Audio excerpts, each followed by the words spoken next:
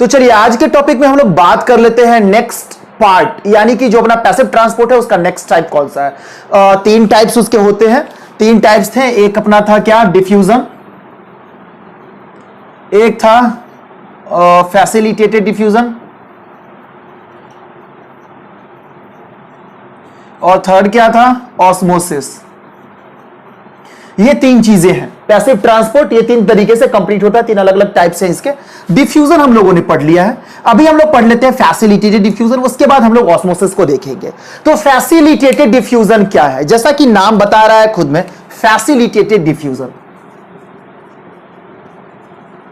Facilitated diffusion क्या है, इसका मींस क्या हुआ फैसिलिटेटेड डिफ्यूजन का? तो बहुत ही इजी है।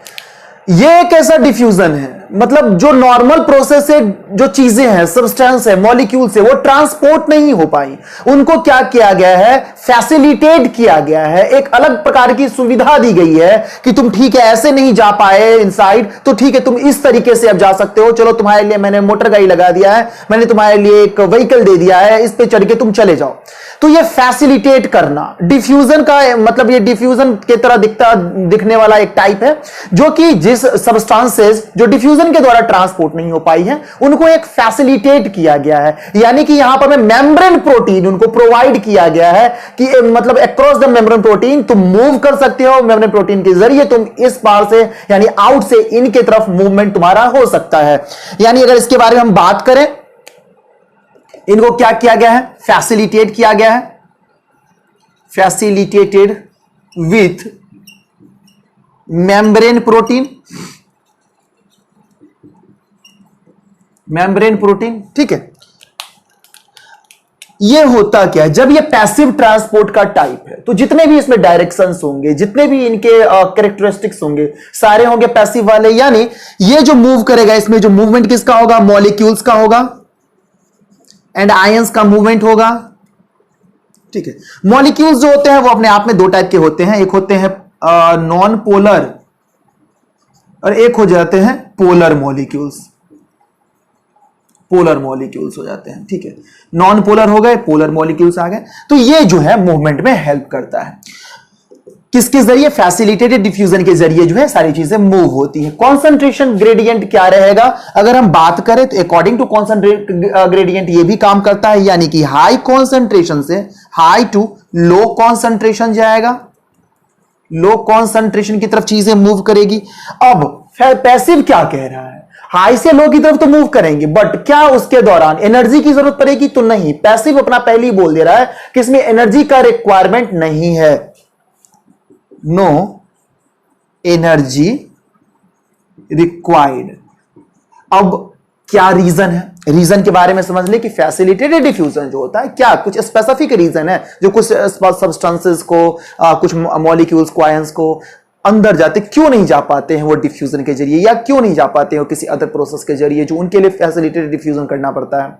तो देखिए क्या है, एक तो ये अपना कंसंट्रेशन ग्रेडियंट वाला जो बात आ जाती है, हाई से लो कंसंट्रेशन की तरफ मूव करना, वो तो है ही।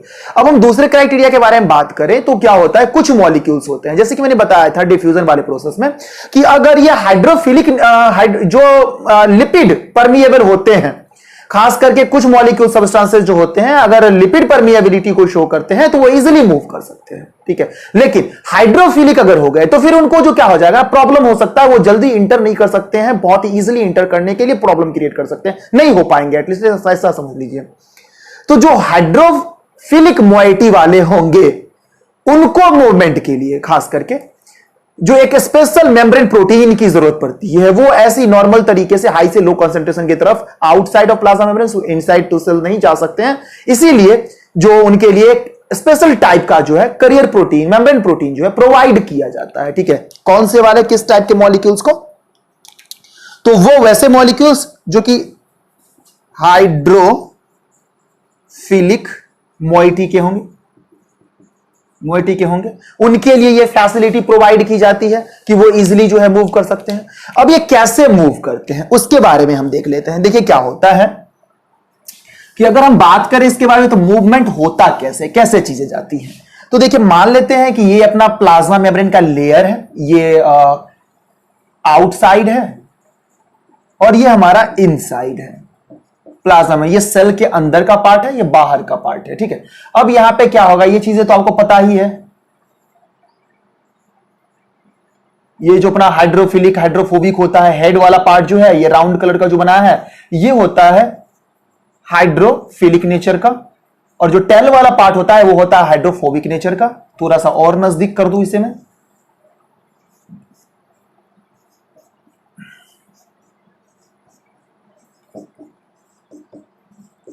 ये चीजें होती हैं। ये आउटसाइड है प्लाज्मा मेम्ब्रेन का, ये इनसाइड है। अब यहां पे कुछ आयन मॉलिक्यूल्स हैं, मान लेते हैं कि कुछ आयन मॉलिक्यूल्स यहां पर में हैं जो मूवमेंट करने में उनको प्रॉब्लम हो रही है। अब वो कैसे मूव करेंगे? तो जब इनको मूवमेंट करने में प्रॉब्लम हो रही है तो क्या होता है कि यहां पे जो मैंने बात करा है स्पेशल टाइप के प्रोटीन के बारे में, वो प्रोटीन हेल्प करता है। यहां पर में जो होते हैं मेम्ब्रेन प्रोटीन होते हैं कुछ, जो ये मान लेते हैं कि मेम्ब्रेन प्रोटीन है, ठीक है। अब ये क्या करते हैं, यहां पर मैं आकर के ये वाला जो पार्ट है, ये जो सब्सटेंसेस या मॉलिक्यूल्स जो इजीली मूव नहीं कर पा रहे, यहां पे आकर के बाइंड हो जाएंगे। ये जो मेम्ब्रेन प्रोटीन है इनके ऊपर आकर के बाइंड हो जाएंगे इजीली। चलिए मैं यहां पे दिखा दे रहा हूं रेड कलर से, ये यहां पर मैं आकर के बाइंड हो गए। अब ये क्या होगा, बाइंड करते हुए ये अंदर की तरफ मूव करेंगे, और जब यहां पे पहुंच गए तो फिर क्या होगा, इनको इनसाइड क्या हो जाए, इससे डीअटैच हो जाते हैं, यहां से निकल जाएंगे, टूट जाएंगे, ब्रेक्स हो जाएंगे, और यहां पर में आकर के बाहर निकल जाते हैं, यानी अपना इनसाइड ये सारे के सारे एक एक करके आ जाते हैं।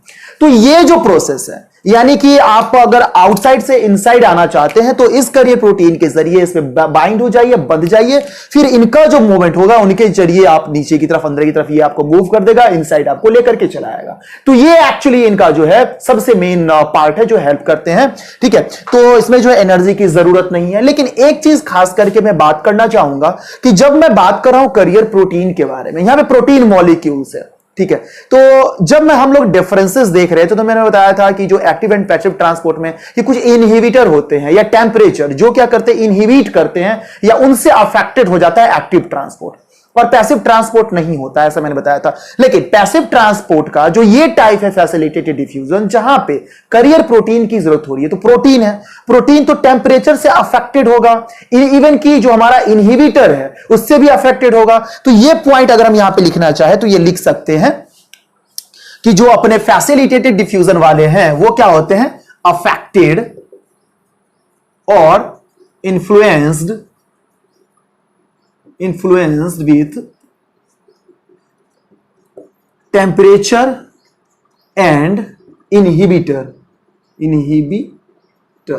ठीक है। ये इसका है इनसाइड वाला, ये आउटसाइड है सेल का, चीजें मूव होती हैं, ठीक है। तो ये पूरा का पूरा कैरेक्टरिस्टिक्स हमने देख लिया है। अब क्या हम लोग देख लेते हैं क्या कुछ ये जो प्रोटीन है, ठीक है। अब ये प्रोटीन है तो क्या करते हैं, ये यहां पे स्पेशल टाइप के प्रोटीन है, तो ये प्रोटीन हेल्प करते हैं चीजों को अंदर आने में। तो इनके भी टाइप्स होते हैं प्रोटीन के। कुछ प्रोटीन्स होते हैं एट अ टाइम एक ही मॉलिक्यूल्स को आने देगा, तभी वो एक्टिवेट हो पाता है, इंडिपेंडेंटली काम करता है, एक मॉलिक्यूल्स के लिए उसको लेकर के आया, लेकर के जाने वाला। कुछ होते हैं कि दो को लेकर के आता, इनके बारे में हम लोग देख लेते हैं।